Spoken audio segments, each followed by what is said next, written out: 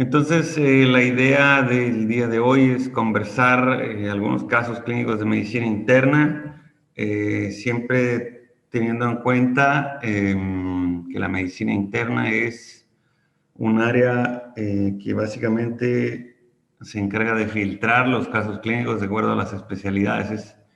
Es algo así como encaminar el problema a la especialidad correcta. O sea, la medicina interna resuelve muchos de los problemas cuando son derivados al especialista correcto. Problemas que pueden parecer neurológicos, que son ortopédicos, problemas ortopédicos que pueden ser neurológicos, problemas gastrointestinales que resultan ser renales y viceversa.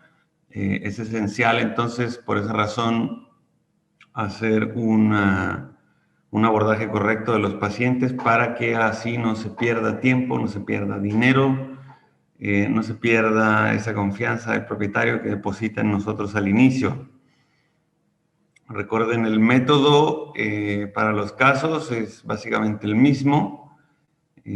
Hay pequeñas variaciones, obviamente hay que adaptarse a cada caso clínico, es distinto, pero en general el abordaje generalista es el mismo. Siempre tener bien claro cuál es el motivo de la consulta. El motivo de la consulta es la brújula que te va a guiar en el desierto. Puedes hacer todos los exámenes que quieras, puedes hacer todos los procedimientos que quieras, pero si no tienes un contexto clínico para interpretarlos, pues la verdad es que va a ser muy difícil darles un sentido. Yo puedo mostrarles algunos perfiles bioquímicos en donde se muestran cambios, por ejemplo, en el nitrógeno ureico, la creatinina, el fósforo. Y lo que vamos a alcanzar a decir es que se trata pues de una azotemia, que puede haber isostenuria y alguien puede decir, sí, parece una lesión renal. Pero ¿cómo sabes si se trata de un problema infeccioso, un problema tóxico, un problema metabólico, un problema farmacológico? Pues es difícil, obviamente, sin una historia clínica. Entonces, ese primer abordaje es esencial para poder obtener la información que guíe la búsqueda de datos precisos de la historia clínica para de ahí guiar pues preguntas futuras y obtener información más específica. Entonces, establecer bien el motivo de consulta es esencial para, como les digo, hacer preguntas más adelante que pueden ser más específicas. Después, obtenemos un poco de la historia del enfermo, del paciente propiamente tal. No hacemos preguntas sobre la enfermedad, al menos es el método que yo uso, es el que a mí me enseñaron, es el que yo veo que funciona. A lo mejor no a toda la gente le sirve este método, a lo mejor hay gente que tiene uno distinto y está bien, no creo que mi método sea mejor o peor, es simplemente mío, le he hecho algunas modificaciones a través de los años y pueden tomar lo que sirva y lo que no, pues obviamente desecharlo. Entonces yo lo hago en este orden, trato de establecer bien cuál es el problema, el motivo de la consulta. Si me dicen, traigo al paciente porque tiene diarrea, yo creo que cualquier cristiano, sea veterinario o no, es capaz de reconocer una caca suelta, una caca aguada en un perro o en un gato y decir, de acuerdo, tiene diarrea. Pero hay signos clínicos que pueden parecerse, lo dicen los libros de manera muy trillada, pero es cierto. Pacientes que tienen convulsiones, eso es lo que el dueño te dice, cuando en realidad se trata de un síncope. Un paciente que tiene tos, cuando en realidad lo que tiene es una arcada.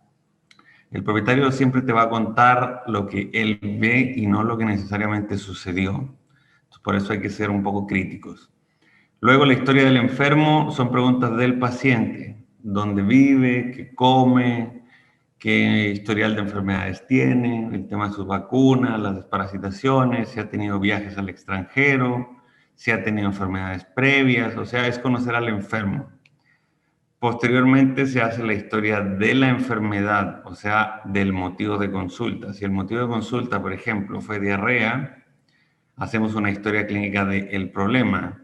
La primera pregunta me parece bastante obvia y se trata de establecer si el problema es agudo o crónico. Entonces, la primera pregunta es, ¿cuándo empezó el problema? Normalmente los problemas crónicos tienen 3 semanas de duración. sean continuos o sean intermitentes. Si la gente te dice, no, bueno, ha tenido un par de diarreas esta semana, sí, pero le ha pasado antes, bueno, la semana pasada tuvo otras 2 y la semana antes de esa tuvo otras 2, entonces es un problema crónico intermitente. Si tiene 3 semanas defecando en grados bajos como agua, es un problema crónico continuo, ¿de acuerdo? Un paciente epiléptico tiene un problema crónico, pero no convulsiona todos los días. Imagínense un perro que convulsiona todos los días, se muere. Una semana se muere. Pero que convulsionan una vez al mes. Entonces, un problema crónico intermitente. Entonces, la historia del problema es ese, establecer cuándo empezó, cómo ha evolucionado, si han buscado ayuda con otro colega, si le han administrado algún medicamento, si el paciente tiene más síntomas, si desde que el problema empezó hasta el día de hoy está igual, el paciente está peor, está mejor. Ahí obviamente se van haciendo preguntas más específicas del problema. No les puedo dar todos los ejemplos porque los motivos de consulta son infinitos. Pero la idea es diferenciar la historia clínica entre el enfermo y la enfermedad.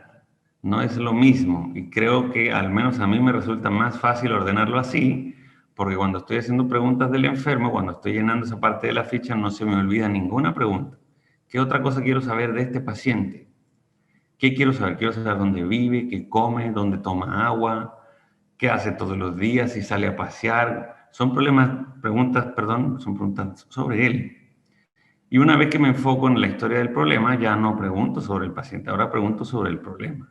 ¿Cómo es la diarrea? Si huele mal, si es un volumen bajo, si es un volumen alto, qué frecuencia, cuántas diarreas hace al día, qué color tienen, en dónde defeca, cómo fue la primera vez. Todas esas preguntas van en donde dice historia del problema. Luego se hace un examen físico general, no voy a entrar en detalles con esto porque yo supongo que todo el mundo tiene una idea buena, digamos, al menos, de cómo hacer un examen físico general. Posterior a eso se hace un examen físico específico. Por ejemplo, si el problema fuera dermatológico, lo traigo porque tiene comezón, hago un examen físico general y luego haría un examen físico dermatológico. Si traen al paciente porque camina en círculo, hago un examen físico general y luego uno neurológico. Y así sucesivamente de acuerdo al problema inicial. El problema inicial tiene que ser encasillado en algo. ¿Es dermatológico, es neurológico, es cardiológico? Ahora, cuando los motivos de consulta son inespecíficos, como anorexia, vómitos, decaimiento, que son signos sistémicos graves, pero inespecíficos, ok, ahí la posibilidad se puede quedar abierta. Y ya la historia del problema, durante la evolución, pues te irá indicando un poco más. ¿Sabe qué, Doc? Sí, he notado, por ejemplo, que en los últimos 10 días no quiere comer mucho, pero toma agua así como si estuviera desesperado. Entonces tú puedes decir, tiene decaimiento, anorexia y parece que tuviera poliuria con polidipsia. Entonces ya podrías empezar a pensar que a lo mejor es renal o endocrino, pero dejar esa posibilidad abierta. Después hacemos una lista de problemas. La lista de problemas obviamente incluye el motivo de consulta general, incluye, por ejemplo, si te dicen lo traigo porque tiene diarrea, pero sabe que también hace 2 días que no quiere comer y está triste. Entonces en la lista de problemas de diarrea, decaimiento, anorexia, y también se hace de los exámenes físicos. ¿Qué encontraste en el examen físico? Tiene un soplo y tiene fiebre.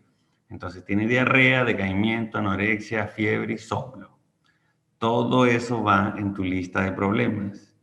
Y una vez que tienes esa lista de problemas, la idea es tratar de establecer algún diagnóstico diferencial, alguna enfermedad que pudiera explicar fiebre, soplo, diarrea, decaimiento y anorexia.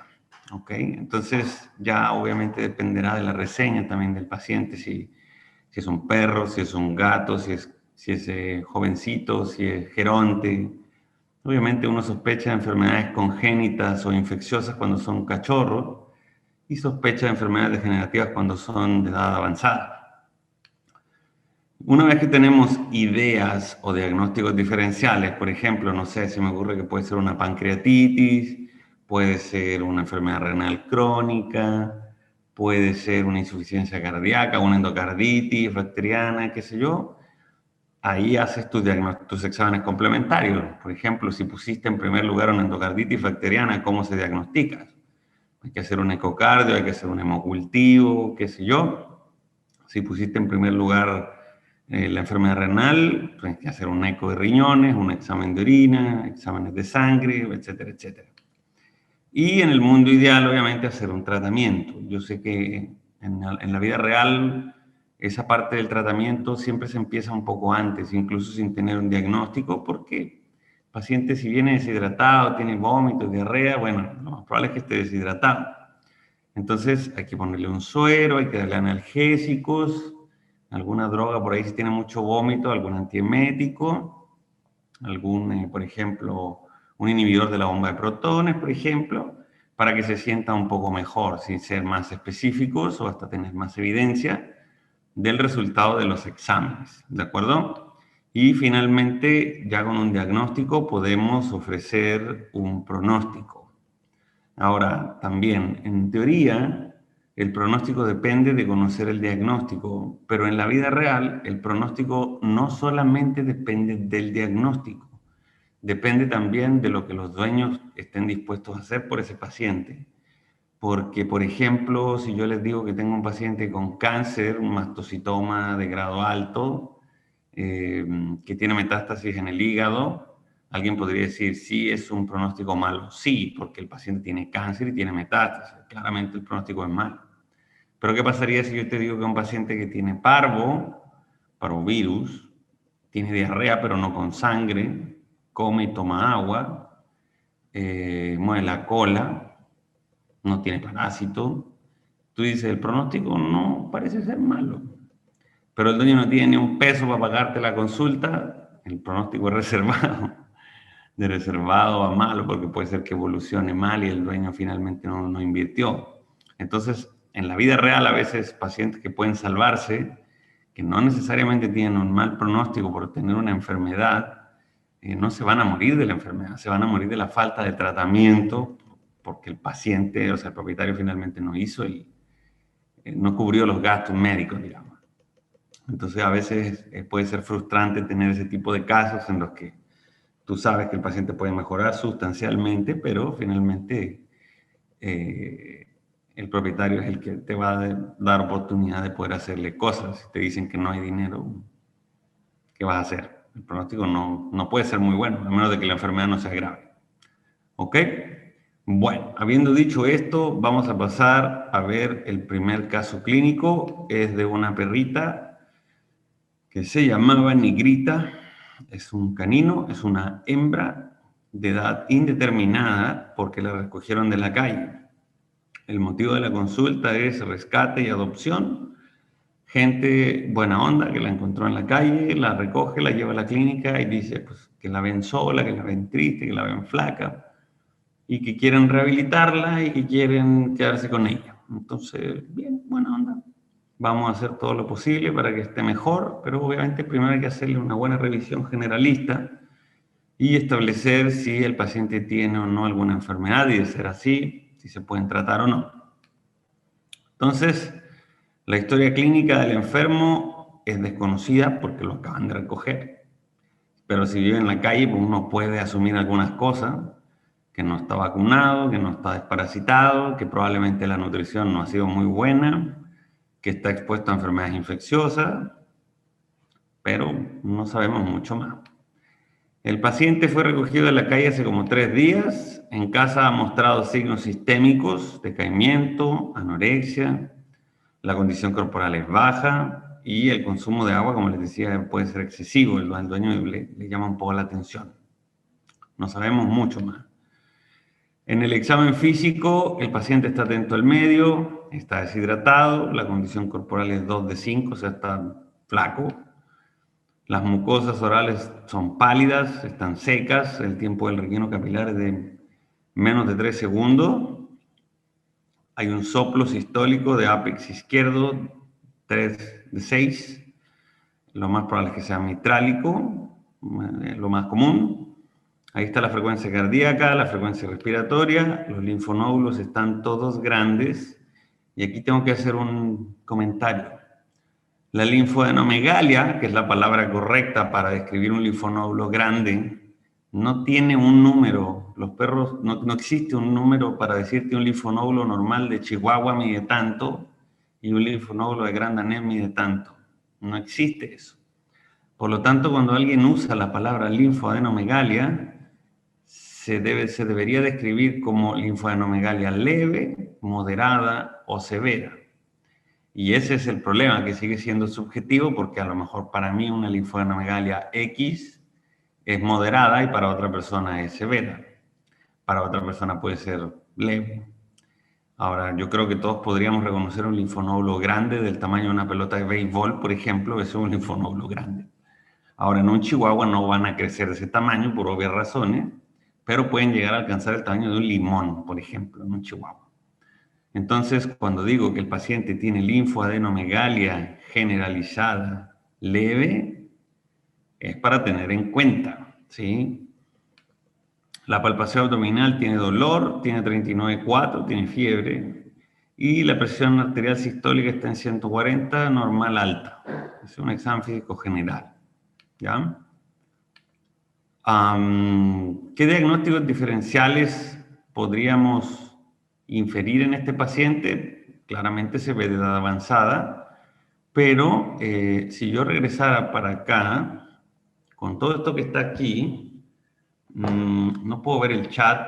Adriana, ¿puedo ver el chat? Sí, doctor, puede ver el chat. Donde dice preguntas y respuestas. Es respuestas, exactamente, ahí es el chat. Ahí. Para ver si pueden participar un poquito, porque me gustaría pues que me dijeran con esta lista, así como en general, el paciente con fiebre, el paciente con linfoadenomegalia generalizada, con un soplo, como qué se les ocurre que podría ser. Yo ya les puse ahí que puede ser una infección, puede ser cáncer, ¿sí? Ahora, acá donde yo vivo, en Ecuador, es una zona tropical y de lo que siempre se debe sospechar en estos países de Centroamérica, de Centro y Suramérica, son las enfermedades infecciosas. Acá es muy común que un paciente padezca alguna enfermedad infecciosa. ¿Ya? Doctor, nos están haciendo unos comentarios en Facebook y están comentando, por ejemplo, Jenny Cruz dice mucosas pálidas, Ismael dice gusano del corazón, Jaime Andrés Molina dice hemoparásitos, dirofiliasis, enfermedades infecciosas, dirofilaria, linfomas, enfermedades infecciosas por hemapatógenos, neoplasias, eso es más o menos lo que están comentando. Perfecto, sí, yo creo que van bien por ese lado, porque bueno, de todas maneras yo lo comenté ya por acá. Efectivamente, los diferenciales, o al menos los que yo consideraría de entrada, serían infecciones, cáncer. De hecho, no es raro ver coinfecciones en el mismo paciente, sobre todo los que viven en la calle. Entonces, bueno, conversando con la gente, lo que uno les comenta es que como no tenemos una historia un poco más detallada, va a ser necesario hacerle algunos exámenes, no en exceso, no excesivo, porque de pronto muchos colegas, cuando no hacen una buena historia clínica, hacen demasiados exámenes. Entonces, voy a tratar de decir esto de la manera más respetuosa posible. Yo he escuchado colegas como quejarse de que muchas veces muchos propietarios no los dejan hacer exámenes complementarios y que por eso no pueden alcanzar un diagnóstico. Y otras tantas veces he escuchado colegas pedir ayuda porque tienen demasiados exámenes, pero no saben qué hacer con ellos. Entonces, la idea es tener un balance entre una buena historia clínica y la menor cantidad de exámenes posible. Ahora, que existen exámenes que son básicos, definitivamente sí. Los norteamericanos, los gringos, le llaman la base de datos mínima. La base de datos mínima obviamente empieza con la reseña. La reseña, la historia clínica, el examen físico, y ya después de eso son exámenes generales. Los exámenes que yo considero generales, o sea, básicos, son un hemograma con un frotis, un perfil bioquímico, pero un perfil bioquímico completo. Yo conozco gente que trabaja con laboratorios humanos y a veces piden 3 o 4 analitos, cuando la verdad Es que hay tantas opciones ahora veterinarias para tener un equipo de química sanguínea que yo, la verdad, y de nuevo es con mucho respeto, todavía no concibo cómo hay gente que tiene su clínica y no se ha hecho de un equipo de diagnóstico. Existen ya opciones, las químicas sanguíneas vienen preparadas, ya vienen de hecho listas, vienen un panel renal, un panel hepático, un panel generalista, un panel de urgencias, prequirúrgico, viene todo listo. Y lo que hacen es tomar sangre para mandarla a un laboratorio humano donde te van a mandar valores de referencia. Anda tú a saber con qué técnica hicieron eso, que normalmente son 2 enzimas del hígado, la creatinina y la glucosa a veces. Entonces, es muy difícil hacer medicina de calidad recortando recursos. Si ya con los exámenes, cuando se hacen como se deben hacer, es difícil, pues imagínense con recursos, o sea, no haciendo pues el uso de los equipos veterinarios, pues la verdad es que es complicadísimo. Entonces, mi sugerencia es que se acerquen con alguna casa comercial y traten de negociar un equipo de química sanguínea, de hemograma. Yo veo solamente ventajas al hacer eso. Van a incrementar su capacidad de diagnóstico, van a incrementar sus ingresos económicos, el propietario, la gente se desespera menos porque el resultado lo tienen en 10 minutos. Pueden tomar acciones terapéuticas rapidísimo en lugar de vaya para allá, venga para acá, venga mañana, venga al rato. No, se hace muy rápido. Entonces, otro consejo que me gustaría darles, aparte de los diagnósticos, sería empiecen a armar su propio laboratorio. Hay mucha gente que no lo hace o que dicen que es difícil, que es muy caro. Eso es porque no tienen el equipo. Cuando tengan el equipo, van a tener que aprender a interpretar el resultado. O sea, van a tener que estudiar. Y cuando empiezan a estudiar, empiezan a aprender cosas. Y cuando aprenden cosas, hacen mejores medicinas. Y cuando hacen mejores medicinas, pues cobran un poquito más y ganan más y todos son felices. Ustedes, el dueño, el perro, el gato. Y se forma un círculo virtuoso. No, que para mí es muy difícil interpretar una química, un hemograma. Es difícil porque no lo haces todos los días. Si tuvieras el equipo ahí todos los días, te aseguro que tendrías que tomar un curso, un libro, alguna cosa para interpretar esos exámenes y sacar el provecho máximo de esos equipos que tienes ahí. ¿Ok? Entonces, como consejo, acérquense con alguna casa comercial. Aparte pueden negociar, o sea, tampoco van a pagarlo todo de contado. No, yo creo que no hay mucha gente que sea capaz de comprar un equipo de contado, pero hay facilidades, ¿de acuerdo? Entonces, bueno, les decía que para mí los exámenes generales son el hemograma, con un frotis, el perfil bioquímico general, el examen general de orina, a mí me parece básico, es una prueba súper fácil de hacer.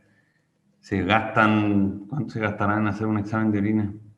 Bueno, ya con el microscopio sí, es una inversión importante, pero una vez que tienes un microscopio, un examen de orina creo que te debe costar $1 y lo puedes cobrar en $10 y te da información importante, ¿ya?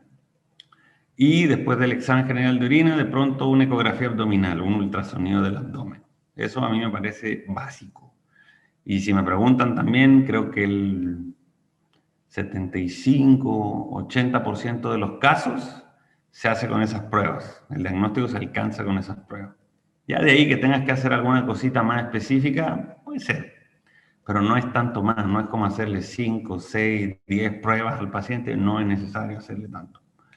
Entonces, a ver, un segundo, ¿qué pasó? Ahí. Aquí está. Entonces, esta es la primera prueba que hicimos en este paciente, un hemograma. Si se fijan en este hemograma, en la parte de acá arribita, están los leucocitos, ¿sí? Todas las cosas, las células blancas, digamos. Acá está la cosa roja con todos estos valores y acá abajo está lo que son todas las plaquetas. Entonces, el hemograma es una prueba que te permite evaluar células. Me llama mucho la atención que aquí en Ecuador a un hemograma le dicen química sanguínea. Yo hoy día oiga, doctor, no entiendo la diferencia entre un hemograma y una química. ¿Cómo que no entiende la diferencia? Pues el hemograma es un conteo celular, ¿sí? Células rojas, células leucocíticas y plaquetas. qué tamaño tienen, qué forma tienen, cuántas hay. Y la química sanguínea, como su nombre lo indica, es una prueba del estudio del plasma o del suero del paciente y de analitos, de cosas, no son células, son cosas bioquímicas. Entonces la diferencia me parece que es muy clara entre un hemograma y un perfil bioquímico, pero bueno. Este paciente tiene anemia macrocítica hipocrómica, ¿de acuerdo? Tiene linfocitosis, al menos en porcentaje, ¿de acuerdo? Y en el frotis de sangre se encuentran algo que parecen babesias. Entonces, tiene anemia. Este paciente tiene anemia. Si bien es macrocítica, es un signo inespecífico de regeneración. Podría tratarse de algunos otros síndromes, porque la macrocitosis tiene muchas causas diferentes en los perros, para no verlas todas. Pero podría ser un signo inespecífico de regeneración. La linfocitosis también tiene un montón de diagnósticos diferenciales, pero uno relativamente común es la erliquiosis, ¿sí? La infección por erliquiosis es un punto que te tiene que hacer sospechar cuando veas linfocitosis sostenida en pacientes. Vean el frotis, se alcanzan a ver esa imagen ahí, cortesía del doctor Renato Ordóñez, un gran colega, amigo con el que yo trabajo, acá en la clínica de Animalópolis en Guayaquil. No sé si alcanzan a verlo. Un segundo. Aquí.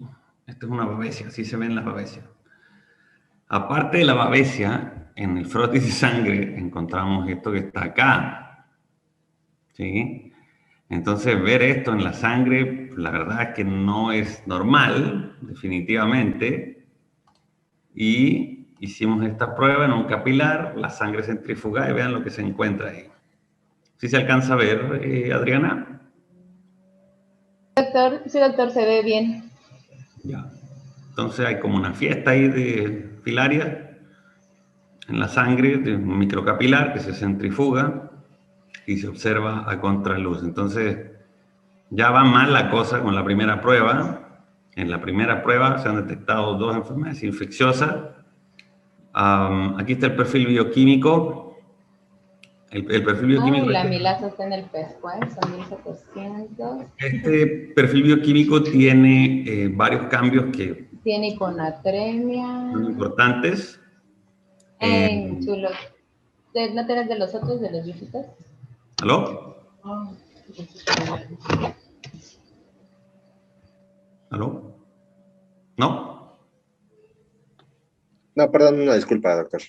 Pues era para mí, ya. Este perfil bioquímico es de una máquina que se llama BETscan, que ahora es de Zoetis.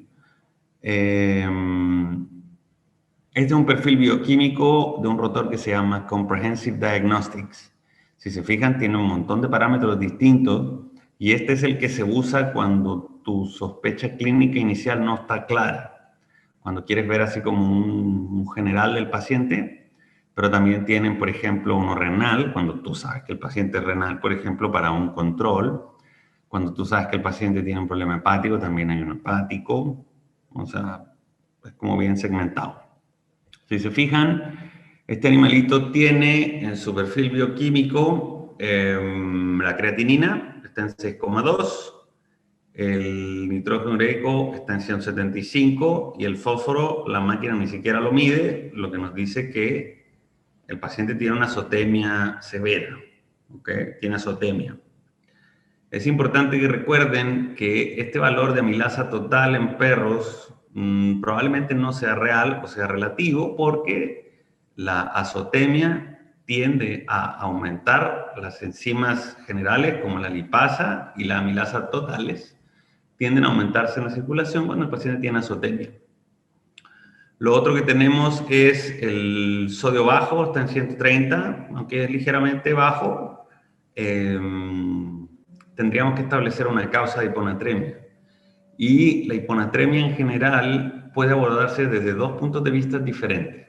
Que el paciente tenga una hiponatremia real, o sea que esté perdiendo sodio, y normalmente eso pasa cuando hay diarreas, cuando hay vómitos o cuando hay un problema tubular renal. si vamos a la historia clínica, este paciente lo que parece tener es más bien anorexia, hiporexia, poliuria, polidipsia, fiebre, decaimiento, pero no parece tener como una pérdida activa. Lo que sí parece tener es un problema renal, porque estoy viendo que tiene una azotemia severa. Entonces, lo que tendríamos que hacer con este paciente es una prueba que se llama fracción excrecional de sodio. Si la fracción de excreción de sodio es del 2% o más, este paciente tiene un problema tubular y es la causa de la hiponatremia. ¿De acuerdo? Entonces, en este momento lo que sabemos es que el paciente tiene un problema renal, aparentemente, y que tiene 2 infecciones. Y llevamos 2 pruebas. Que sigue el examen general de orina. Lamento tener que mostrárselos así, pero no lo alcancé a editar. Lo primero que me llama la atención es que tiene 1013 de densidad urinaria. Eso es isostenuria con azotemia. Lo más probable es que esa azotemia sea de origen renal. Este paciente tiene un problema renal. Si es crónico o no, no lo sé porque no tengo historia clínica. Entonces, ¿en qué podría yo basarme? Podría hacer, por ejemplo, una ecografía y si encuentro riñones chiquititos, irregulares, córtico-medularmente hablando mal definidos, todos esos criterios de cronicidad, puedo establecer que se trata de una lesión renal crónica.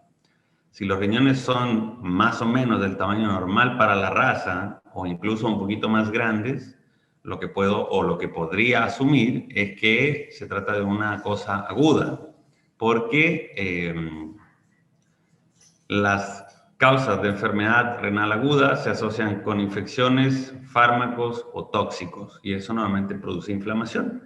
Entonces, la ecografía creo que sería una buena herramienta para hacer en este paciente, ¿ya? Tiene proteínas en la orina, pero recuerden que las proteínas existen de muchos tipos diferentes. Están las fracciones de las globulinas, las alfa proteínas, las beta globulinas, las gamma globulinas, las globulinas preglomerulares. Existen un montón de fracciones. Proteinuria no es sinónimo de albúmina en la orina. No siempre, no necesariamente. Para saber qué tipo de proteína hay en orina, podríamos hacer, por ejemplo, una electroforesis de proteína en orina, pero no creo que sea necesario eso. El hecho de saber que tiene proteinuria ya no es normal, ¿sí? Tiene un pH de 6, eso me dice que la orina está ácida, y si la orina está ácida, imaginen cómo estará dentro del paciente. Lo más probable es que esté ácido también. Entonces, es probable que el paciente esté con una acidosis metabólica, habría que hacer una gasometría, pero tampoco creo que sea necesario en este punto, todavía no. Entonces, si se fijan, de pruebas generales podemos ir infiriendo más cosas y podemos ir decidiendo de pronto si más adelante, dependiendo del diagnóstico, podemos agregar más pruebas. Por ejemplo, una electroforesis de proteínas en orina es bastante económico, creo que vale como $10, hacer algo así. Una gasometría puede ser un poquito más caro, pero vale la pena. Le hicimos este test de enfermedades infecciosas acá en Ecuador, es de un laboratorio que se llama Urano. Y en México, hasta donde tengo entendido, está el de IDEX, que es el 4DX, y está también el de Bionote, que también es de enfermedades infecciosas. Acá en Ecuador tenemos este. Este paciente salió positivo al antígeno de Dirofilaria, al anticuerpo de Ehrlichia, al anticuerpo de Anaplasma. De Leishmania no salió, no sé por qué. Probablemente porque yo creo que sí debe haber Leishmania acá en Ecuador, nada más que este pacientito libró eso. Entonces, que el antígeno de Dirofilaria te salga positivo, que la filaria en la sangre las veas y que el paciente tenga un soplo, a mí me hace sospechar de que es bien probable que este animalito tenga larvas adultas, gusanos adultos en el atrio, en el ventrículo, y que eso sea lo que está generando el soplo. Que la anemia que tiene, al ser macrocítica, podría ser regenerativa porque las filarias en el ventrículo derecho generan hemólisis, y la hemólisis es una causa de regeneración. O sea, como que todo empieza a tomar sentido con el caso y con algunos resultados que vas viendo. Por eso me pregunto por qué tendrá fiebre este pobre perro.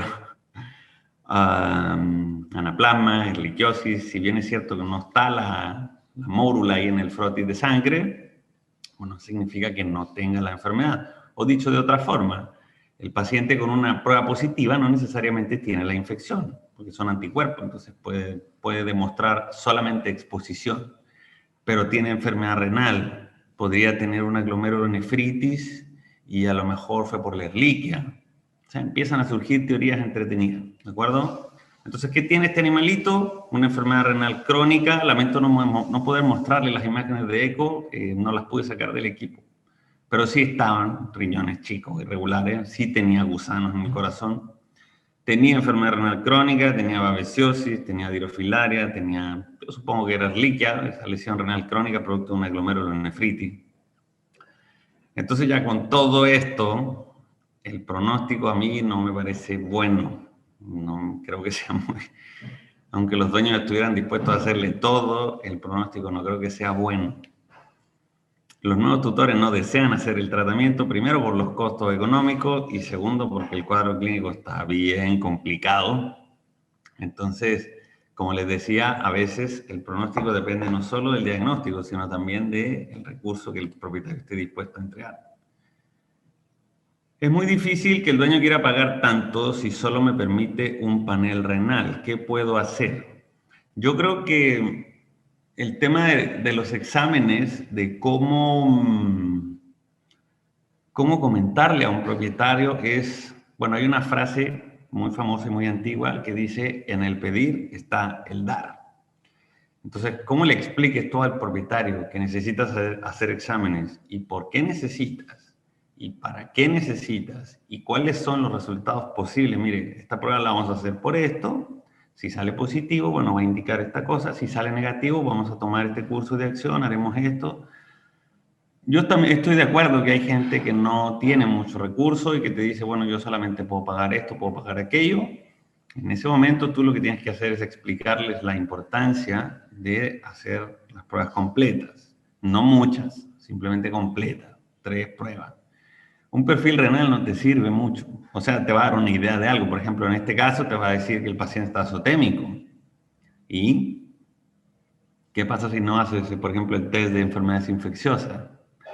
¿Qué pasa si no haces un hemograma? Un hemograma es re barato. En una máquina de estas de veterinaria creo que vale, no estoy seguro acá en Ecuador, pero debe andar como en $8 o 8 o 9 dólares, algo así. Un hemograma y al frotis lo haces tú. Entonces, un examen de orina vale $6. Eso vale para el dueño. A ti creo que te debe costar $1. Entonces, no se trata de ahorrarle dinero al dueño, estoy de acuerdo. Es simplemente explicarle para qué y por qué, y cuáles son los resultados posibles y cuáles van a ser los cursos de acción. Yo he visto a muchos veterinarios hacerme esa pregunta de ¿cómo hace usted para que la gente le pague? Y hago el ejercicio. A ver, usted dígame cómo me vendería los exámenes a mí si yo fuera el dueño del perro. Y empiezan a usar palabras como, bueno, yo creo, yo pienso, yo le sugiero, sería buena idea.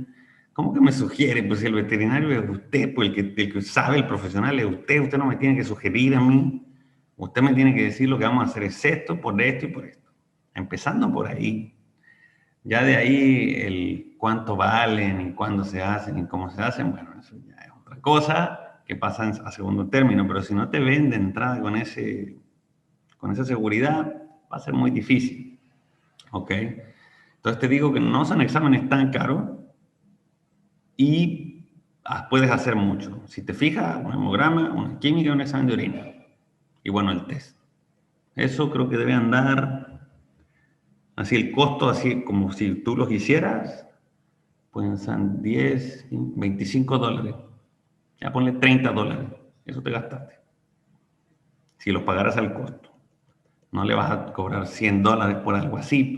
Yo creo que no. Hay veterinarios que sí recargan un poco la mano, pero si le dices todos los exámenes le van a costar $50, no voy a ganar mucho, pero voy a tener un diagnóstico. Ya piensa en la ganancia del tratamiento también. ¿Ok? El chat. ¿Cuántas muestras se toman para calcular la fracción de excreción renal? ¿Es en orina 24 horas? No. Es una muestra de sangre y de orina. Es todo lo que necesitas. ¿Las enfermedades por hemoparásitos se pueden curar o solo se controla bajando la cantidad de parásitos? Sí se curan, sí se pueden curar. Depende obviamente de cuáles hablemos, pero sí se pueden, la mayoría se pueden curar. Sí se puede. Bueno, entonces al final el pronóstico de este pacientito no es bueno porque aparte de todas las cosas infecciosas que tiene una lesión renal crónica y la lesión renal crónica es irreversible y progresiva. El tratamiento es para enlentecer la progresión y mejorar la calidad de vida del paciente, pero no para que se salve ni mucho menos. Entonces, bueno, todo eso en conjunto hace que el pronóstico de este animalito sea malo, ok, mal pronóstico. Entonces, ese es el primer caso. No sé si alguien tiene alguna pregunta, alguna otra duda. Doctores, aprovechen que la charla con el doctor es sumamente dinámica, entonces si alguno de ustedes tiene alguna otra duda o alguna otra pregunta, por favor. Trabajo en comunidades marginadas, es falta de recursos más que nada. Es que eso hace muy difícil hacer una medicina más elevada. Yo estoy de acuerdo absolutamente. Pero tienes que pensar también en tu público. O sea, si tú realmente quieres seguir trabajando ahí o no hay posibilidad de salir de ahí, no hay posibilidad de mudarse, no hay posibilidad de equiparse y que la gente te pague. Porque si es así, y lo digo con mucho respeto y con la mejor de las buenas ondas, te vas a estancar ahí. No vas a poder avanzar más. ¿Por qué? Porque la gente no te va a pagar. Si no te pagan un examen, no vas a invertir en la máquina. Si no inviertes en la máquina, ¿cómo te vas a obligar a estudiar? ¿Cómo vas a invertir en cursos de interpretación de exámenes si la gente no te los paga? Entonces, todo eso es un círculo vicioso. Yo le recomiendo, si es posible, moverse, cambiarse, aliarse con alguien, porque si no, no va a haber otra forma. ¿Cómo determinó que era IRC? Disculpe, doctor, dado que la anemia podría ser por hemoparásitos, gracias. A ver, primero, no se dice IRC, no se dice insuficiencia renal. Hace muchos años que esa palabra ya no se usa en veterinaria porque no envuelve de manera correcta el tipo de lesión ni la cronicidad. No sabemos si es insuficiente, si tiene una lesión o si tiene una falla. Entonces, lo más correcto es decir enfermedad renal crónica. Si fuera agudo, tendría una lesión y esa lesión puede llevar a falla o a insuficiencia, pero como no hay manera de establecer en dónde estás parado, se prefiere la palabra lesión renal aguda o enfermedad renal crónica, porque ya está establecido, lo crónico ya está establecido, lo agudo sigue siendo una lesión. Punto 2. Los criterios diagnósticos para un paciente con enfermedad renal son cambios hematológicos. El paciente renal puede tener anemia o no. Normalmente tienen azotemia, tienen isostenuria y tienen riñones chicos. O sea, son más criterios que sí que uno que no. Estoy de acuerdo que la anemia puede ser por parásitos, pero yo perfectamente puedo tener un enfermo renal crónico IRIS 1 o 2 sin anemia, sin azotemia, de hecho, con la pura isostenuria, descarté todas las otras causas y puedo saber que es un enfermo renal. ¿Ok? Entonces, se basa en otros criterios. ¿Qué dice en el chat? Uy, son un montón. ¿No consideró la leptospirosis en sus diferenciales? No, porque la leptospira en general suele ser más agudo, suele ser, cuando es crónico, suele ser hepatorrenal. No se me ocurrió, los signos clínicos tampoco no eran sugerentes, no tenía signos neurológicos, ni pulmonares, ni oculares, lo único que tenía era renal. ¿Qué opina del uso de células madres para el tratamiento de enfermedades renales? Creo que son un antiinflamatorio elegante, pero nada más. Y caros. La gasometría, ¿para qué la podríamos utilizar? Tuve problemas de conexión. La gasometría es una prueba que te permite establecer qué tan grave está tu enfermo grave. Porque tú puedes decir, uy, sí, lo veo mal, porque tiene la creatinina bien alta y el fósforo bien alto y el nitrógeno ureico bien alto, y sí, pues sí, se ve mal. Pero ¿cuánto mal? ¿Cómo le pones un número? ¿Cómo objetivizas eso? La gasometría te permite objetivizar eso. Frotis sanguíneo y la citomorfología eritrocitaria podría ser recomendable cuando el propietario no tiene muchos recursos. Sí, de hecho, un frotis de sangre debe ir con un hemograma en general, porque te ofrece mucha información. Si bien es como más no siempre se condice. O sea, por ejemplo, encontrar acantocitos en un frotis sugiere como 5 o 6 cosas diferentes. Entonces, te da alguna idea. Ahora, puedes encontrar hemoparásitos, puedes encontrar, por ejemplo, leucemias. Sí, estoy de acuerdo, pero te ofrece más información. Eso es todo. No reemplaza otras pruebas, simplemente te ofrece más. ¿Cómo ve el uso del hemograma completo IDEXX con el equipo ProCyte? Es el que yo uso. Tengo los dos. O sea, no los tengo yo, los tiene la clínica donde trabajo. Tienen el ProCyte y tienen el HM5. Y uso los dos. Así que andan bastante bien. Y si el propietario no accede a realizar estudios, pruebas ni tratamientos apropiados, entonces, ¿qué sigue para ella? Eutanasiarla. ¿Qué va a seguir? Si no te dejan tratarla ni hacerle pruebas, pégale un tiro al pobre perro para que no sufra en la calle. ¿Qué pronóstico tiene tratar la Dirofilaria con gusanos adultos? ¿Qué tratamiento con adultos?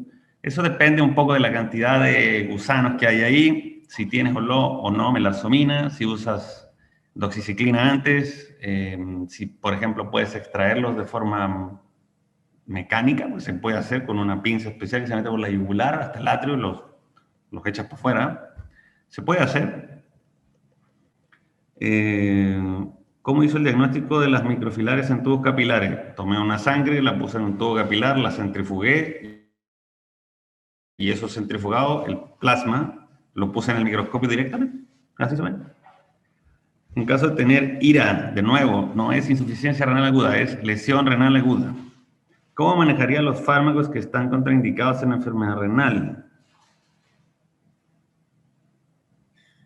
No sé qué medicamento está contraindicado en una enfermedad renal. Debería ser en paralelo. Bueno, eso es una pregunta interesante. Tiene algún detalle para redacción, pero es una pregunta interesante. Si tengo un paciente con varias patologías, ¿qué debo priorizar? Eso yo creo que sería la primera pregunta de esa pregunta. ¿Qué debo priorizar? La dirofilaria estoy seguro que debe tener meses o años con eso ahí. La babesiosis probablemente también, si no tiene hemólisis, yo creo que ya no la hizo. Y la erliquiosis también. Entonces a mí si me pregunta, yo trataría la lesión renal crónica. Eso sería lo primero, estabilizar eso hemodinámicamente al tipo. Y de ahí empezar con el uso de antibióticos. Pero sí, yo primero iría sobre la lesión renal aguda.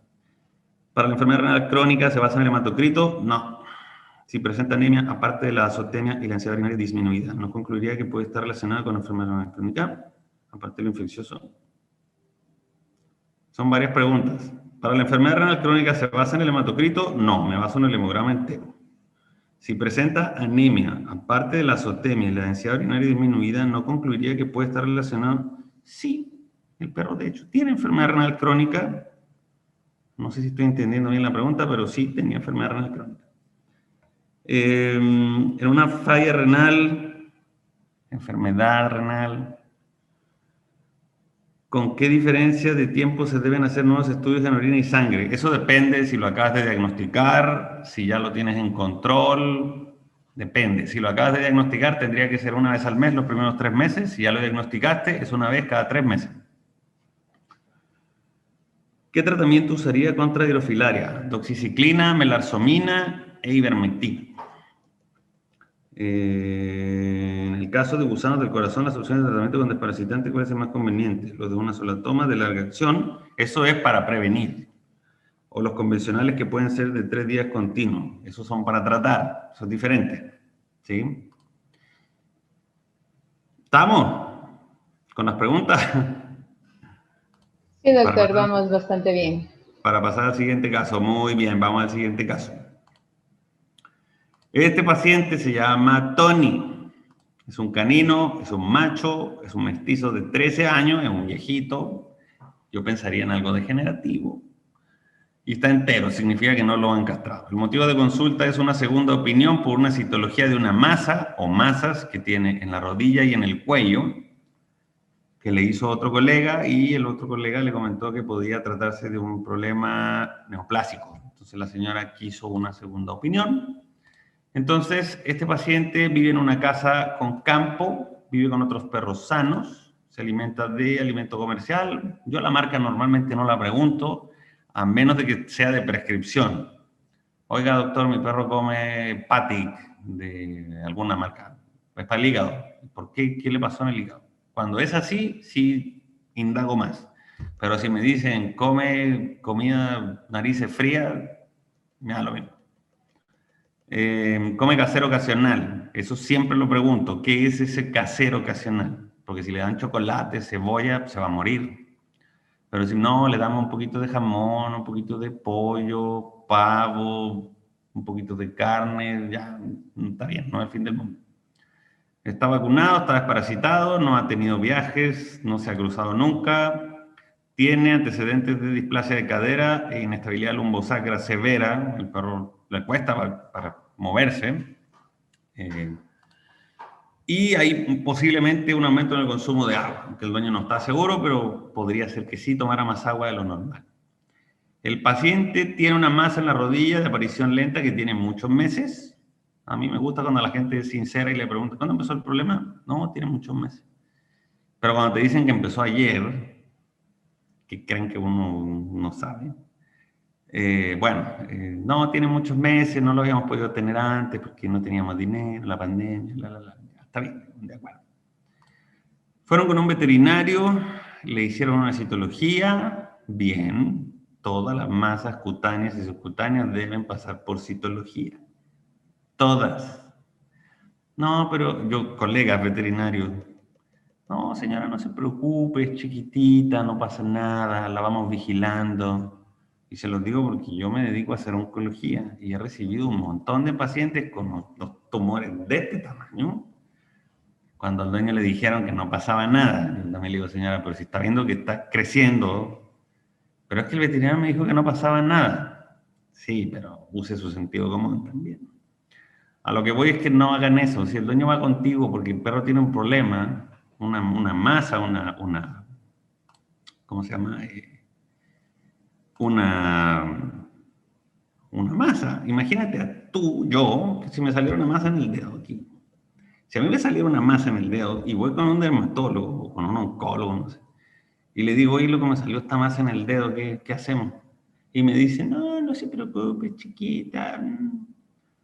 Yo no me voy a ir a mi casa y me voy a quedar tranquilo porque ya pagué mi consulta y el pelotudo me dijo que no pasaba nada. No, yo voy a ir con el que sigue y con el que sigue hasta que alguno me diga, oye, Héctor, ¿sabes qué? Vamos a hacer una prueba de esto para ver qué es.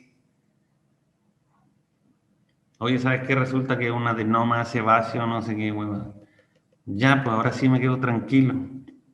Si ustedes hacen eso, les llevan a un paciente porque al dueño le produce un problema verle esa cosa ahí y lo mandan a la casa con las manos vacías, a lo mejor ese paciente se va a ir a otro lado. A ustedes no les van a decir, oye, me fui a otro lado porque no me gustó tu atención. Eso casi no pasa. A veces sí, te enteras por internet que te andan haciendo mala fama. A veces sí. Pero, señores, es una masa chiquita, no importa.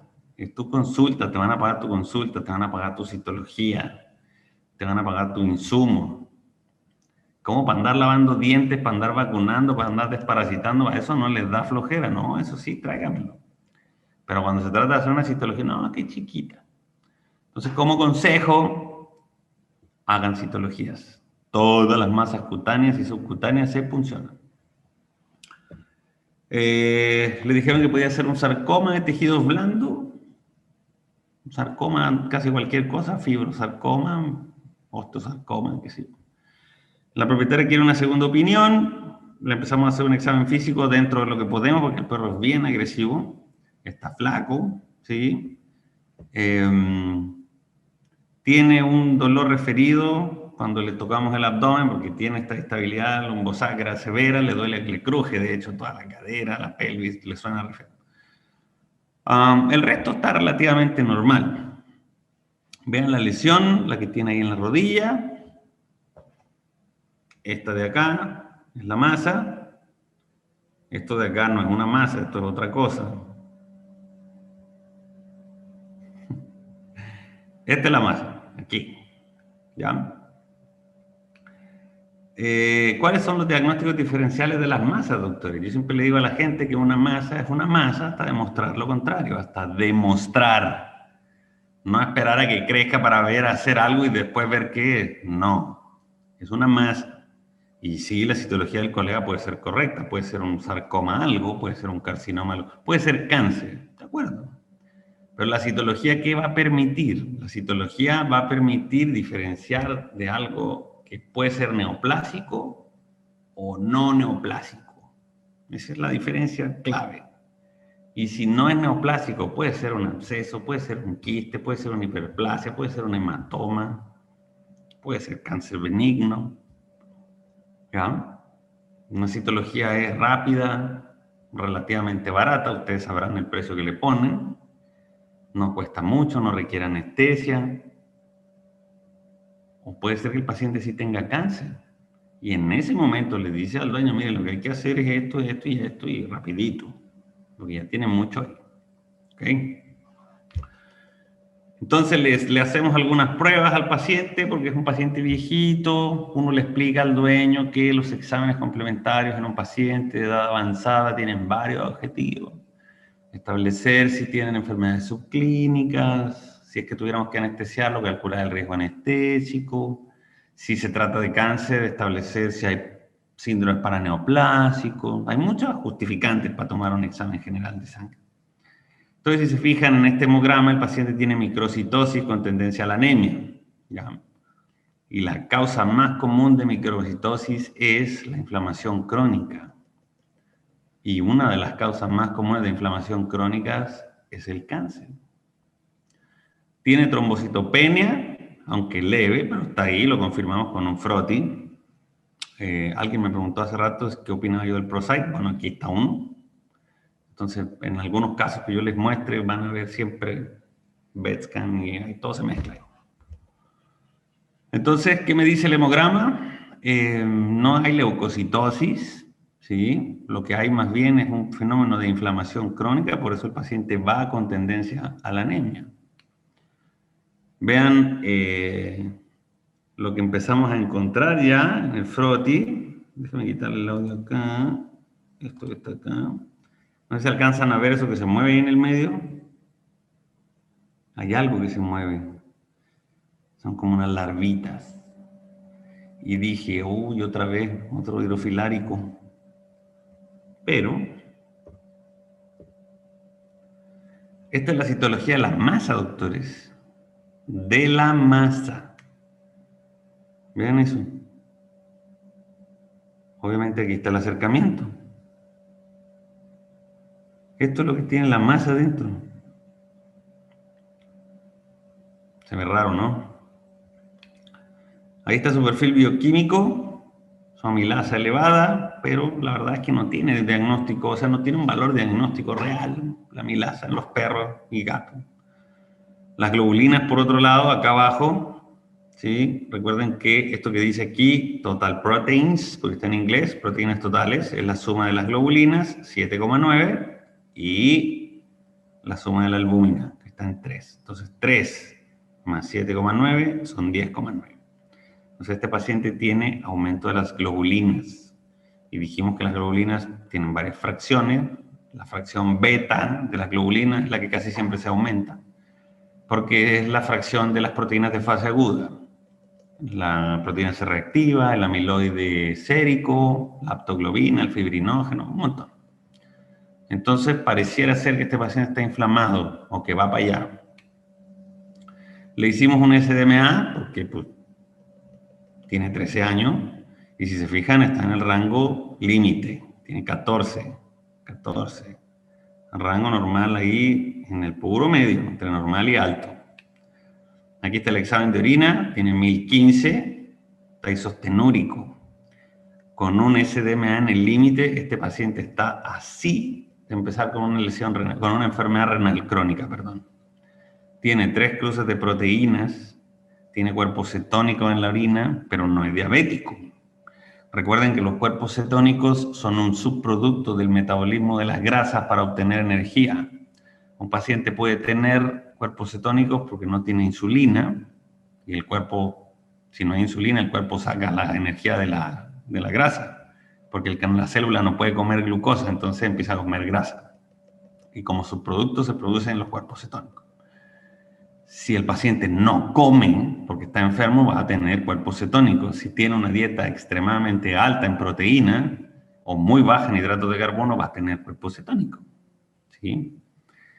Tiene aminoácidos en la orina, lo que me dice que probablemente ya hay un tema ahí tubular. Va empezando. O sea, este paciente claramente tiene indicios de enfermedad renal crónica, que hay que ir vigilando. No voy a esperar a que el SDMA me salga alto para empezar a hacer alguna cosa. Eso sería tema de debate. ¿Le damos alimento renal o no a este perro? ¿Sí o no? ¿Y por qué sí y por qué no? Pero bueno, no es la idea.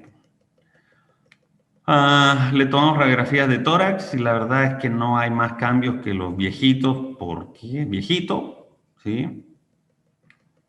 Y finalmente el diagnóstico, después de una biopsia excisional que le hicimos, el paciente lo que tiene ahí en la rodilla y en el cuello es un hemangioma cutáneo y una especie de filaria que se llama Acanthocheilonema reconditum. Y probablemente es una enfermedad renal crónica incipiente que va empezando. Entonces, todo eso va empezando en este animal. Ahí está el reporte de la biopsia. El tratamiento es la extracción quirúrgica de esas masas. El pronóstico es excelente porque el acanthocheilonema no requiere tratamiento, no necesita tratamiento. Suelen ser un hallazgo, suelen ser benignos. Pero el pronóstico para esa enfermedad es excelente. Para el tema de su enfermedad renal crónica, el pronóstico es reservado a largo plazo. A largo plazo es malo, porque es irreversible. Al corto, al mediano plazo es reservado. Porque si el paciente responde bien al manejo médico, ya listo. Pero tú dices, a largo plazo no, esta enfermedad va a progresar y se va a morir. ¿Ya? Entonces, eso es lo que tiene este animalito, un hemangioma cutáneo y un acanthocheilonema reconditum, la piel, que genera una reacción y que puede producir una especie de cáncer benigno, puede ser. Entonces, ese, mis queridos doctores, es el segundo caso. No sé si alguien tiene alguna pregunta, alguna duda.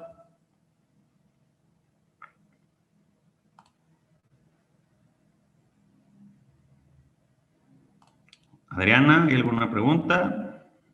Doctor, estoy esperando a ver si algún colega tiene alguna duda o alguna pregunta, pero por ejemplo, en ese caso que el hemangioma nos da problemas, que es benigno, ¿algún tipo de seguimiento o alguna recomendación con ese tipo de pacientes, con los seguimientos, con las biometrías, doctor? Perdón, con el paciente que tiene, ¿qué con cosa? Con el segundo caso, el paciente del hemangioma y el que tenía la especie de filarias para los seguimientos y cada cuánto tendríamos que evaluar un paciente como él. En ese paciente yo lo que haría, bueno, lo que hicimos de hecho fue retirarle las masas, que eran 2, y por estas filarias que tiene dando vueltas en la sangre no requieren tratamiento, no es necesario darle nada, ni mucho menos.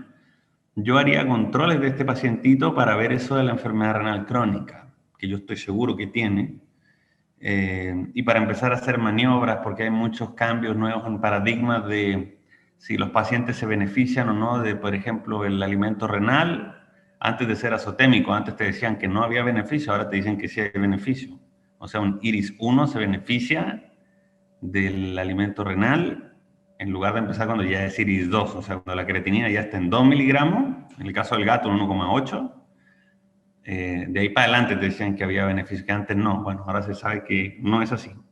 Ahora se sabe, por ejemplo, en este paciente que le tiene el SDMA en 14, que es isostenúrico con proteína, definitivamente yo empezaría el tema renal. Por el tema del hemangioma y de su acanthocheilonema, no me preocuparía. Ok, doctor, gracias. Mire, tenemos otras preguntas. Dame un segundo, déjame leerlas y las voy contestando así como rápido. Perfecto. Perfecto, doctor. ¿Se puede utilizar un tratamiento con YECA? Primero habría que ver qué presión arterial tiene el paciente, punto 1. Punto 2, establecer que esa proteinuria es de origen renal. Si es prerrenal o posrenal, utilizar un YECA no te sirve, ¿ya? ¿Cómo se trataría el acanthocheilonema? No necesita tratamiento. ¿Cómo mide la aminoaciduria? En los labs no me lo ofrecen. Hay tiras de orina que vienen con aminoácidos incluidos, un cuadrito. ¿Te sale positivo o negativo? Nada más. ¿Se utilizaría una dieta especial por la enfermedad renal crónica inicial? ¿Cuál sería la dieta? Un alimento renal de prescripción. No me gusta decir marcas porque siempre me meto en problemas. Porque siempre me dicen, ¿no?, que usted nombró la otra marca en la charla, y porque yo trabajo casi para todo el mundo, tengo conflicto de intereses. Ahora, si me preguntan, siendo bien objetivo, creo que todas las marcas comerciales que existen están bien balanceadas. Todas tienen carbonato de calcio, casi todas. Tienen proteínas bajas, tienen bicarbonato elevado, tienen fósforo bajo, entonces es más o menos lo que requiere una dieta renal. Creo que lo que varía un poco es el costo y depende obviamente del lugar. Pero si tuviera que elegir, no, o sea, no podría decirle esta marca es mejor que esta marca, yo creo que no. Pero sí, yo empezaría con un cambio de alimento.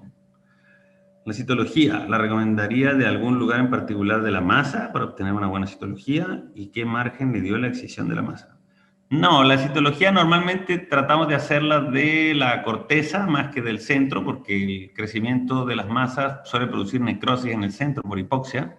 Entonces tratamos de evitar el centro cuando es posible. Si podemos tomar citologías de la corteza, mejor. Y siempre tomamos al menos 2, no solamente una.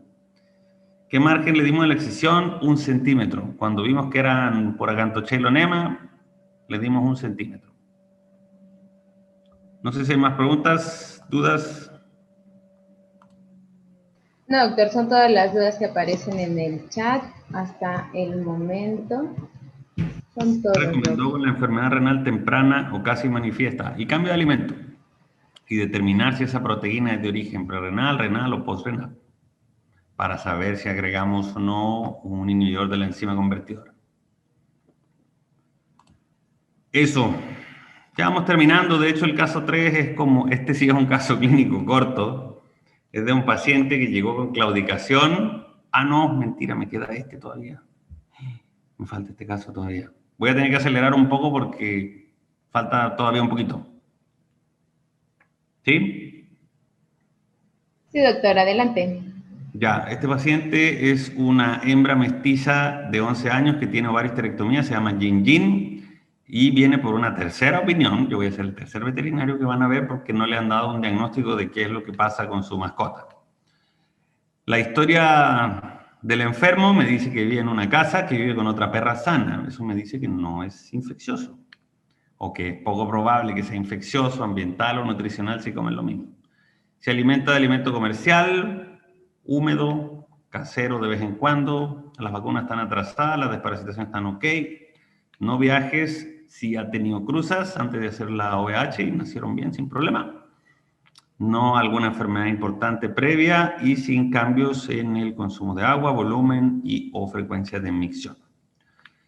El problema empieza hace 7 meses cuando la paciente desarrolló una masa cutánea en una glándula mamaria. El resultado por una biopsia que le hicieron en otro lado fue fibrosarcoma. Tú dices, ok, tuvo un fibrosarcoma. No le hicieron ningún tratamiento adyuvante en ese momento, fue solo la cirugía. Y 4 meses después, la paciente empieza con tos y secreciones oculares. Tos y secreciones oculares. Ha recibido amoxicilina con ácido clavulánico, bromexina, omeprazol, tobramicina, tramadol, gabapentina, meloxicam, todo eso que está ahí. Todo esto obviamente en el periodo de 4 meses. Son como 13 medicamentos en 4 meses. O sea, son como 4 mensuales. O sea, le cambian la receta una vez al mes. Hacer esto a mí me dice claramente, y de nuevo con muchísimo respeto, me dice claramente que los colegas no están muy claros con qué hacer. Están esperando que algo funcione y que el paciente esté mejor. Pero no hay un plan así como, a ver, abordemos esto y veamos de qué se trata. Me llamó la atención la cantidad de recetas que tenía la dueña, porque era de esos propietarios que son bien ordenaditos, que tienen su carpeta, que está la receta 1, la receta 2, la receta 3, bien ordenadito. Entonces, imagínense 4 meses comprando todo esto y que el paciente no esté bien. Entonces, para mí sería muy triste que el veterinario se enojara porque la dueña ya no va con él. No, que la señora no siguió mi tratamiento. hay que tener un poquito de autocrítica también y decir, bueno, sabes que no sé qué pasa y lo voy a derivar. Le hicieron un antígeno de distemper negativo 4 meses después de que empezó el problema. La dueña dice que le tomaron unas radiografías en la otra clínica y que le dijeron que el hueso le estaba creciendo. A veces la gente no entiende bien, estoy de acuerdo. Que le dijeron que los huesos estaban creciéndole más de lo normal y que le iban a hacer una punción en la articulación para analizar el líquido sinovial. Esa parte como que no la entendí muy bien. Y bueno, el examen físico aquí está. Linfonódulos, mucosas, frecuencia cardíaca, respiratoria, abdomen, presión de pulso, temperatura tiene 39,9. Eso me llama la atención. Tiene casi 40 de temperatura. ¿Tiene lesiones dermatológicas en varios puntos del cuerpo? Sí, parecen como granulomitas. Uno los aprieta y sale un poquito, como de sangre, pus, así. No huele. Huelen sí mal, pero no así como a descompuesto. Tiene inflamación del miembro anterior, de los dos en realidad. Si los ven, parece como un osito. Sí se nota, ¿no? Como tiene como la pata como de chao chao, cuando en realidad es un perro así chiquitito. Eso llama un poco la atención. Entonces, tiene esos nódulos dermatológicos, tiene incremento del volumen de esos miembros anteriores y tiene fiebre. Si me preguntan por diagnósticos diferenciales en un perro de edad avanzada con un problema progresivo, obviamente tiene secreción oculares, tiene tos, se me faltó poner eso acá. ¿En qué pensarían si un paciente que tiene tos, secreción ocular, no tiene vacunas? ¿En qué pensarían?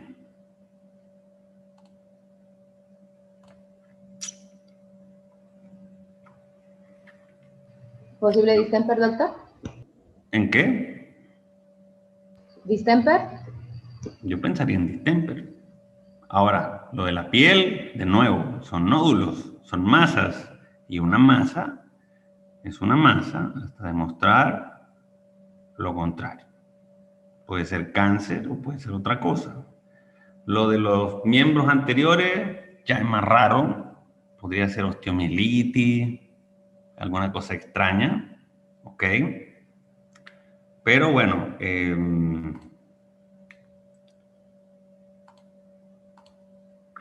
un TBT, podría ser un TBT, sí. Neoplasia, síndrome paraneoplásico, distemper, TBT, sí podría ser. Cáncer, dejémoslo más abierto, cáncer, puede ser. ¿Qué pasa entonces? Dios.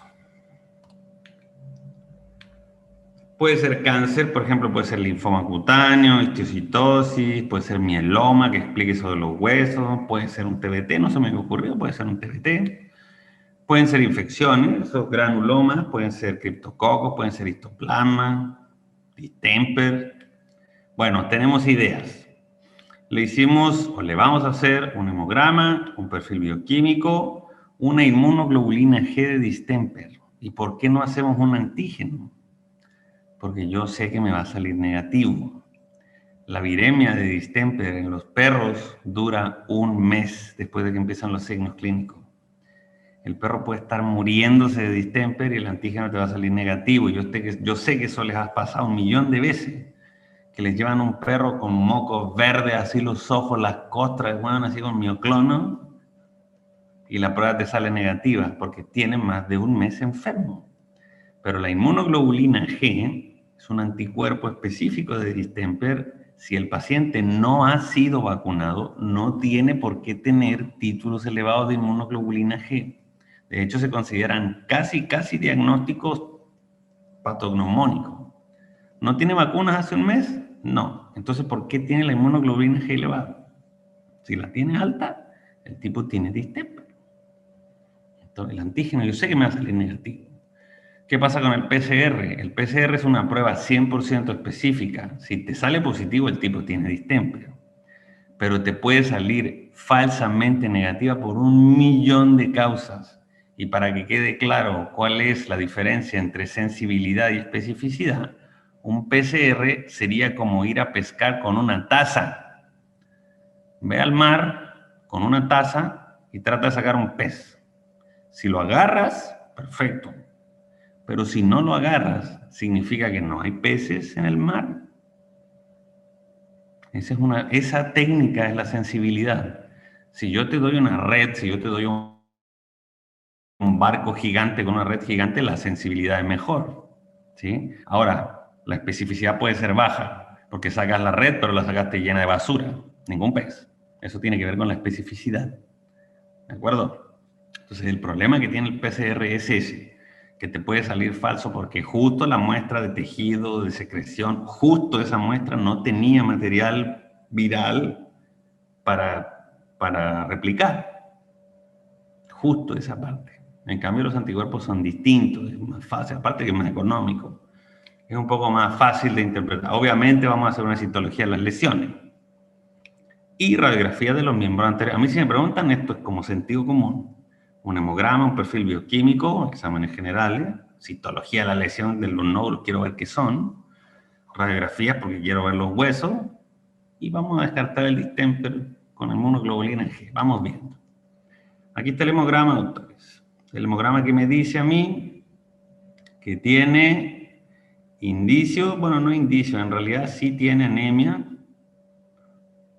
Tiene una anemia, el volumen corpuscular medio está por debajo de lo normal, está en 55. Tiene una anemia microcítica, la concentración de hemoglobina corpuscular media está normal. O sea, tiene una anemia microcítica normocrómica, no regenerativa. La causa más común de esto es la inflamación crónica.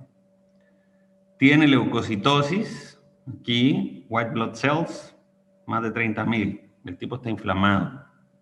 No me dice si es por una infección, si es por cáncer.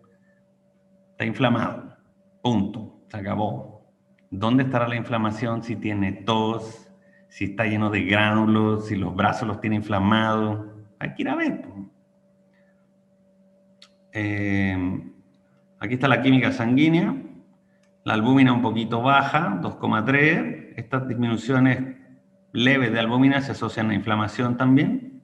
La fosfatasa alcalina en 214 ni siquiera es 2 veces el valor de referencia superior, así que lo más probable es que esto sea una reactividad a la inflamación, de nuevo.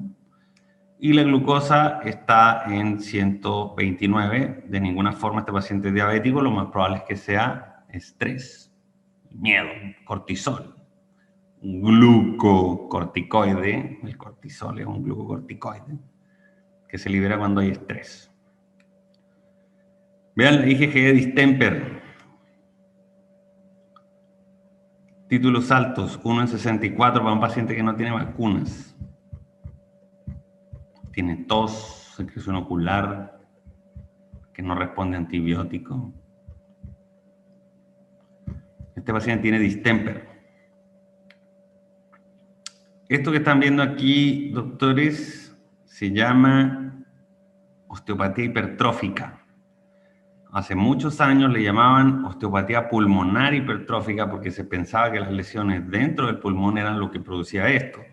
Pero ahora se sabe que son lesiones dentro de la cavidad torácica y por eso se llama osteopatía hipertrófica. La osteopatía hipertrófica es un síndrome paraneoplásico. Cuando vean esto, significa que este animal tiene cáncer en algún lado y lo más probable es que sea dentro del tórax. ¿Ok? Se ve así. Entonces, eso era lo que los colegas describían como que el hueso le estaba creciendo. Se llama síndrome de Piet-Marie-Bamberger. Así se llama. Ahí está la radiografía, tiene una masota ahí en la carina, en la base del corazón. Ahí está la descripción abajo, no la voy a leer. Pero tenía nódulos en el pulmón, tenía masa en el pulmón. ¿Y de dónde vendrán? ¿De dónde habrá salido esta? Porque si es primario, vale. Pero si fuera una metástasis, ¿de dónde podría venir? Si trató de encontrar una masa en el cuerpo. Ahí está la citología de las lesiones. Células binucleadas, son células redondas, está claro, ¿cierto? Y los diagnósticos diferenciales de células redondas son varios, Pero, por ejemplo, yo sé que esto no es un TBT. Así no se ve un TBT. No son linfoblastos. Esto no es un linfoma cutáneo. No es un TBT. No parece ser un mastocitoma. Esto parece más bien una histiocitosis maligna. ¿Sí? Porque tiene metástasis en pulmón, porque tiene lesiones cutáneas. Entonces, el diagnóstico que establecimos fue distemper con histiocitosis maligna, metástasis pulmonar, osteopatía hipertrófica, que es para neoplásico, conocido como síndrome de von Bamberger, pie amarillo, como quieran ponerle. Ahora, si me preguntan, este diagnóstico, todo esto se hizo en un día, se hizo en un par de horas. ¿Cómo? Siendo ordenado, un buen examen físico, teniendo las cosas a disposición. No son pruebas del otro mundo, es una citología, un hemograma y una química sanguínea con una placa.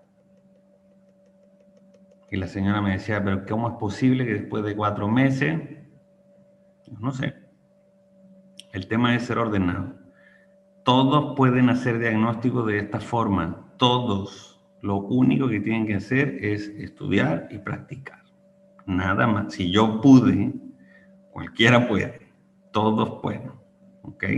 Entonces no es para que se sientan, oh, que puede ser muy difícil. No, es una cosa de ser ordenado. Y si se fijan, no son pruebas extrañas, ni mucho menos. Son pruebas que todo el mundo hace. ¿Ya?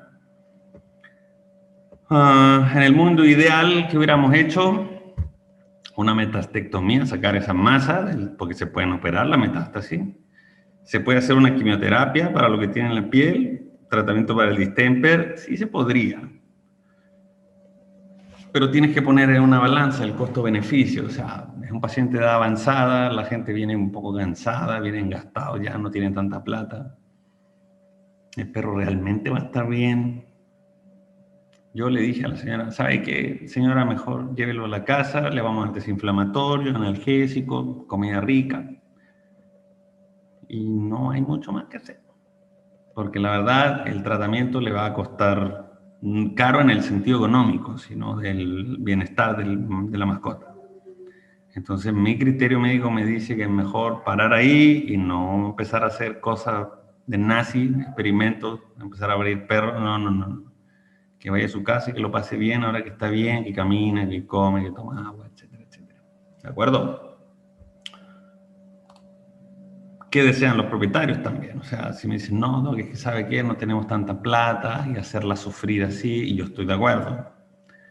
Porque hacerla sufrir, o sea, abrirle el tórax a un perro de esa edad, no va a ser fácil. Después de eso, someterla a quimio, no va a ser fácil, ni barato. Entonces, y eso es suponiendo que se libra el distemper. Entonces, son muchas cosas las que entran en juego, así que a veces uno también como que influye un poco en la decisión. ¿Sabe qué, señora? Yo creo que es mejor, mi criterio médico me dice que es mejor no hacerle un tratamiento sistémico, algo más bien suavecito, conservador, pero no quimio, ni cirugía. No. Entonces el pronóstico no es bueno, obviamente, ¿ya? Y para terminar, les quiero mostrar este último caso, son 2 diapositivas. Este paciente es un canino que llegó de 13 años, que llegó con claudicación del miembro posterior izquierdo. No sé si alcanzan a ver, ay Dios, espérenme un segundo, aquí. Esta lesión que tiene aquí, esta lesión periostal que tiene aquí, se fijan cómo el tejido blando está inflamado aquí. Hicimos una citología de esto, obviamente bajo sedación, y aparecieron estas células de acá. Son células redondas, ¿cierto? Pero están en un hueso. El diagnóstico diferencial de esto es un osteosarcoma. Así se ve en la citología, así se ven las lesiones cuando van empezando. ¿Se podría hacer algo aquí? Sí, se podría intentar. La electroporación, la quimioterapia sistémica y ver que el paciente, ver cómo responde. Nosotros hicimos electroporación, estamos tomando radiografías semanales Pero el perro, por ejemplo, ahora apoya la pata. Antes no la apoyaba cuando llegó ahí. Ahora la apoya, ahora corre, juega, salta. Eso me dice que al menos el dolor es mucho menor que antes, ¿sí? Eso es lo que estamos haciendo de nuevo con pacientes con osteosarcoma.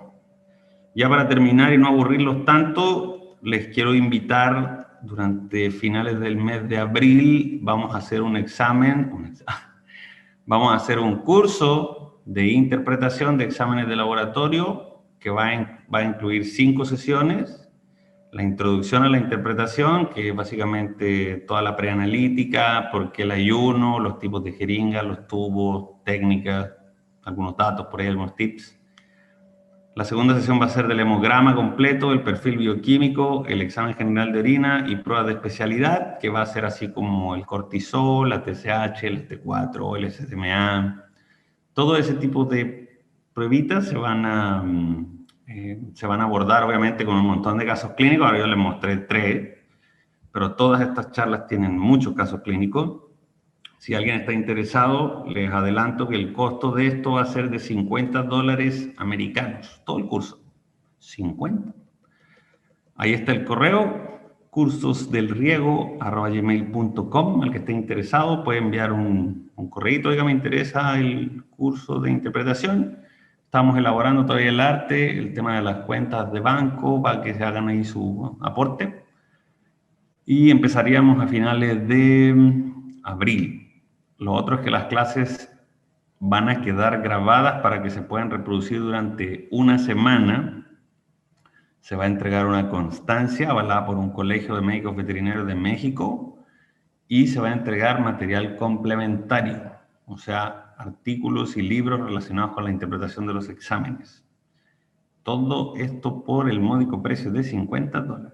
Así que el que esté, obviamente son cupos limitados, no puedo tener 5.000 personas, son lugares apartados, así que el que esté interesado con gusto será muy bienvenido.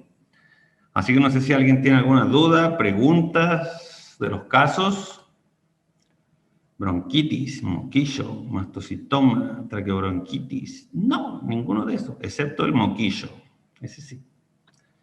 La traqueobronquitis no produce secreción ocular, produce tos. Adriana, no sé si alguien tiene más preguntas. Ahorita checamos, doctor, si alguien más tiene alguna. No, acá no. Felicitaciones para usted, excelente ponente. No, doctor, no tenemos más dudas. Elías, no sé si me escuchas, si Sí. tú que estás checando en Facebook, algún colega que tenga alguna duda o pregunta a través de Facebook. No, todavía no hay alguna pregunta. Las preguntas realmente las hicieron. Ya, tenemos a Lourdes Guerrero y dice, doctor, ¿recomienda que uno haga la citología de las neoplasias o que el histopatólogo las haga? No, las tienen que hacer ustedes. Ustedes tienen que aprender a hacerlo, porque al rato van a querer que el anestesista venga a sedar al perro, a ponerle un punto, van a querer que venga el patólogo a eutanasiar al perro, van a querer... No. El veterinario tiene que empezar a poner hands-on. Eso significa trabajar, acción. Así que una citología no tiene mucha ciencia. Lo que hay que aprender, bueno, son algunas cosas como a veces hay tumores que no exfolian bien y se tienen que repetir 2 o 3 veces para que la muestra salga. Pero no es más complejo que meter una aguja en una masa, o sea, y hacer hacia atrás y hacia adelante. No es más difícil que eso. Entonces, no, háganla ustedes mismos. De acuerdo. Juan del Moral dice, doctor, he visto sus charlas, ¿cómo le va con los tratamientos de distemper? Actualmente, cuando no tienen signología neurológica, tenemos una tasa de mejoría que oscila entre el 80 y 85%. O sea, los pacientes se mejoran de sus signos que pueden ser respiratorios mayormente, signos oculares y signos gastrointestinales. Cuando son neurológicos, sí, la verdad se pone bien complicada la cosa. De acuerdo. César Antonio Sánchez Arias dice, ¿qué opina de la medicina alternativa, entre paréntesis terapia neural, entre otros, para esos pacientes con pronóstico malo con medicina tradicional? Lo que puedo responder a esa pregunta es que si el pronóstico es malo, son libres de intentar medicina alternativa. No tengo ningún problema. Ok, de acuerdo. La verdad es que hay muchísimas preguntas, doctor. Tuvimos más de 1,400 asistentes en Facebook y No se tenemos aburrieron. muchas preguntas, la verdad, que se quedaron todavía. Sin embargo, por temas de tiempo solamente voy a hacer una pregunta más. Ya usted tendrá la oportunidad de ver en determinado momento los comentarios que han hecho los doctores, pero Alma Lidia Cuautle Jiménez dice, si, si yo sí he utilizado retrovirales en casos de distemper. ¿Usted lo recomendaría en casos de distemper? No sé cómo un retroviral afectaría a un virus que es DNA, pero bueno, adelante. No, yo no he usado, no usaría nunca un antirretroviral porque no le encuentro sentido. Pero bueno. Ok, Vilma Alexandra dice, excelente charla, doctor, felicitaciones. Y sobre el curso de interpretación de laboratorio, ¿darán un certificado? Sí, va a haber un certificado que se va a entregar, obviamente digital, pero lleva firmas electrónicas y es válido por un colegio mexicano. Sí, se va a entregar se va a entregar un certificado, sí. Ok, perfecto, excelente, doctor. Pues la verdad es que muchísimas gracias por la charla. Fue realmente muy interesante. Como le comentaba al inicio, tuvimos más de 1,400 asistentes fijos. Ahorita pues todavía tenemos más de 1,000 conectados. Entonces, pues tiene muchas felicitaciones, muchos saludos. Muchas gracias. Entonces, pues fue una excelente ponencia. Muchas gracias por la participación. Y pues bueno, antes de poder finalizar, no sé si tenga algunas palabras finales, doctor Héctor del Riego, para poder terminar la sesión. Bueno, agradecer a Pets Pharma, agradecer a la doctora López por la invitación al colegio y a toda la gente que no se aburrió, que se quedó acá con nosotros. Gracias por las preguntas. La verdad es que espero haber sido algún aporte con algún dato, con alguna cosa nueva. La verdad es que la medicina veterinaria siento que está cambiando en América Latina, siento que va dando pasos acelerados y es importante que los colegas se suban a ese tren de la capacitación, del perfeccionamiento, porque los propietarios cada vez son más exigentes. Entonces, los felicito por estar presentes, ojalá que hayan aprendido algo. Y bueno, eso, que sigan adelante, que se preparen a la gente que tiene problemas para equiparse, bueno, no se rindan, siempre hay una forma, a veces toma tiempo, pero se pueden hacer buenas cosas cuando uno tiene ganas y se lo propone. Así que eso, felicitaciones a todos. Perfecto, excelente, doctor. Y pues bueno, también ahí varios están preguntando acerca del curso, entonces pues yo creo que también va a ser muy exitoso el curso que próximamente ya va a iniciar. Pueden ver nuevamente la transmisión de este evento para que puedan anotar los datos del doctor por si tienen alguna duda. Ahí estuvo pues gran parte del tiempo y puedan contactarse con él, ¿de acuerdo? Y pues bueno, también agradecer mucho a la doctora Adriana López por esta charla, por este evento. Y pues también para poder finalizar, no sé si tenga algunas palabras finales, doctora Adriana. Pues agradecerle al doctor Héctor la disposición para el evento con nosotros. La verdad, muchísimas gracias, doctor. Como siempre, usted acudiendo al llamado de los colegas. Entonces, muchísimas gracias. Agradecer también a los miembros del colegio que estuvieron participando en esta noche. Y pues reiterar, como siempre, mi agradecimiento a Laboratorios Pets Pharma, a la vinculación que se realiza a través de ti y sobre todo a nuestro distribuidor autorizado Gómez Tagle. Entonces, nuestro eterno agradecimiento por estas vinculaciones que tenemos para poder realizar este tipo de charlas que al final del día lo que buscamos es precisamente esto, la educación continua del médico. Yo creo que todos los más de 1,300, 1,400 asistentes que tuvimos el día de hoy es una muestra el querernos educar, el querer aprender. Entonces, Muchísimas gracias a todos por su asistencia. Entonces, doctor Héctor, le reitero mi agradecimiento de nueva cuenta. Muchísimas gracias, Jedi.